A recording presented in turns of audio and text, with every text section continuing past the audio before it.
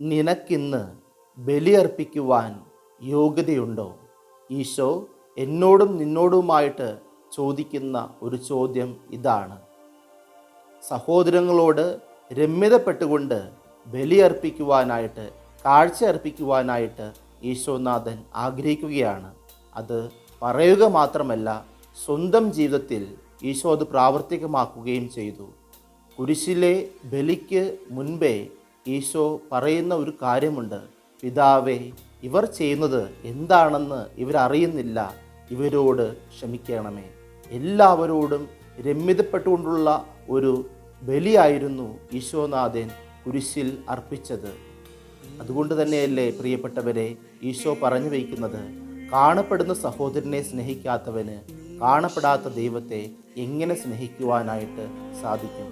ക്രൈസ്തവ ജീവിതം എന്നത് ദൈവത്തോട് മാത്രം ചേർന്ന് നിൽക്കുന്ന ഒരു ജീവിതമല്ല, മറിച്ച് ദൈവത്തോടും നമ്മുടെ കൂടെ ആയിരിക്കുന്ന നമ്മുടെ സഹോദരങ്ങളോടും ചേർന്നുള്ള ഒരു ജീവിതമാണ്.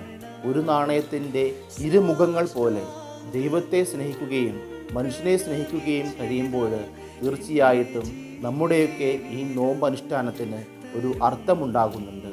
അതുകൊണ്ട് നമുക്കും പ്രാർത്ഥിക്കാം, തമ്പുരാനെ, ഈ നോമ്പ് കാലത്തിൽ ഞങ്ങളുടെ സഹോദരങ്ങളുമായിട്ടുള്ള ബന്ധത്തിലെ വിള്ളലുകൾ, പാകപ്പിഴകളിലൊക്കെ മാറ്റി നിർത്തിക്കൊണ്ട് പൂർണ്ണമായിട്ട് അവരെ മനസ്സിലാക്കുവാനായിട്ട്, അവരെ അംഗീകരിക്കുവാനായിട്ട്, അവരെ സ്നേഹിക്കുവാനായിട്ടുള്ള വലിയ കൃപ നൽകണമേ. അങ്ങനെ ജീവിതമാകുന്ന ഈ ബലി പൂർണ്ണമായിട്ട് അർപ്പിക്കുവാനായിട്ട്. ഓരോരുത്തർ ചിന്തിച്ചു കഴിഞ്ഞാൽ നമ്മുടെയൊക്കെ ജീവിതം ഒരു ബലിയാണ്, സ്വയം സമർപ്പിക്കേണ്ട ഒരു ബലി.